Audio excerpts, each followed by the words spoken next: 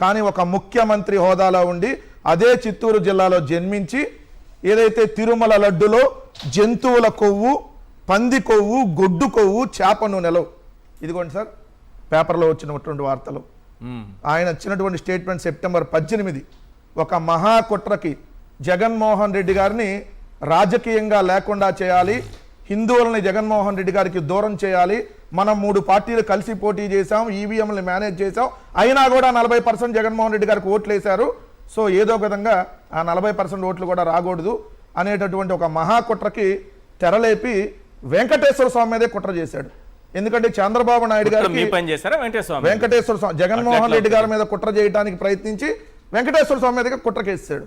ఎందుకంటే ఇంకా ఆయనకు ఆప్షన్స్ లేవు. మొన్న ఎలక్షన్స్ అన్ని వాడేశాడు, తల్లి చెల్లి బాబాయ్ మొత్తం వాడేశాడు, ఇంకేమున్నాయి అన్ని దుష్ప్రచారాలు వాడేశాడు. ఏదైతే ల్యాండ్ టైటిలింగ్ యాక్ట్ అని అది ఇదని మొత్తం అన్ని వాడేసి ఇంకేం లేదు, ఆఖరికి దేవుణ్ణి తీసుకొని వచ్చాడు. చంద్రబాబు నాయుడు గారికి ఇవి అలవాటే.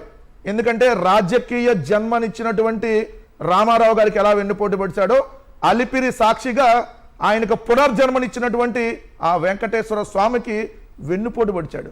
ఎవరైతే దేవుడి మీద తప్పుడు వ్యాఖ్యలు చేశారో, దేవదేవుడు లడ్డు కల్తీ అయింది, జంతువుల కొవ్వు కల్తీ అంటే ఒక మాట సార్, జంతువుల కొవ్వు, పంది కొవ్వు, దాన్ని 1,00,000 లడ్డులు తయారు చేసి అయోధ్యకు పంపించాం, నేను అయాం అన్న అపాలజెటిక్ సనాతన డ్రామా అన్న వాళ్ళకి మరి ఈరోజు మెట్లు గడుగుతారా లేదంటే ఆ గుడి దగ్గర ఉన్న బాత్రూమ్లు గడుగుతారా కూడా సమాధానం చెప్పాలి వాళ్ళు.